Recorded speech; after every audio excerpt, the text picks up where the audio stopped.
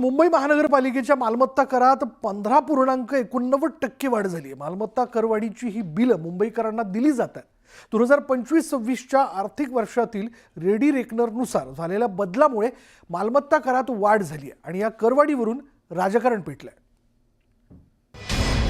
मुंबईकरांवर मालमत्ता करवाढीचा बोजा, 500 स्क्वेअर फुटांखालील घरांना दिलासा, मालमत्ता करवाढीवरून राजकारण पेटलं।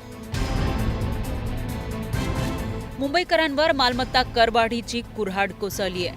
महापालिकेनं मालमत्ता कराची रचना किंवा दरांमध्ये कोणतीही सुधारणा किंवा वाढ केलेली नाही। पण 2025-26च्या आर्थिक वर्षात रेडी रेकनरनुसार झालेल्या बदलाप्रमाणे बिलं वितरित करण्यात आली आहेत। त्यात मुंबईकरांना वाढीव बिलं आली आहेत। मुंबई महानगरपालिकेच्या मालमत्ता करात 15.89% वाढ करण्यात आली आहे। 500 चौरस फुटांपेक्षा छोट्या सदनिकांना मालमत्ता करातून सूट देण्यात आली आहे। यामुळे 3,06,000 नागरिकांवर या मालमत्ता करवाढीचा काहीही परिणाम होणार नाही। साधारणतः मालमत्ता करात दर 5 वर्षांनी सुधारणा केली जाते। याची अंमलबजावणी 2015 साली करण्यात आली होती। पुढच्या 5 वर्षांनी म्हणजे 2020 मध्ये ही सुधारणा होणार होती। पण कोरोना संकटामुळे मालमत्ता करात कोणतीही सुधारणा करण्यात आली नाही। आता कायद्यातील तरतुदीचा आधार घेऊन मालमत्ता कराची पुनर्रचना करून महापालिकेनं मालमत्ता करवाढ केली आहे। या करवाढीवरून राजकारण पेटलंय।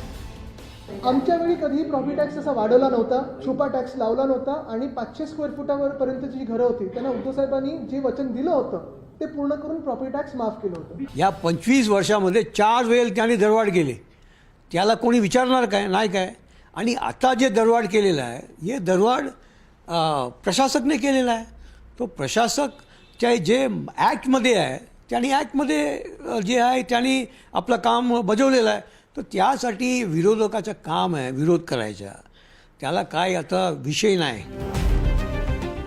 मालमत्ता करामधील या सुधारित देयकांमुळे नागरिकांवर पडणारा अतिरिक्त भाराच्या अनुषंगानं घनकचरा व्यवस्थापन शुल्क स्थगित ठेवण्याचा निर्णय मुंबई महानगरपालिकेनं घेतलाय। मात्र याच वेळी रेडी रेकनरनुसार केलेल्या बदलामुळे मालमत्ता करात झालेल्या वाढीचा फटका मुंबईकरांना सहन करावा लागतोय। Bureau report, news 18 Lokmat.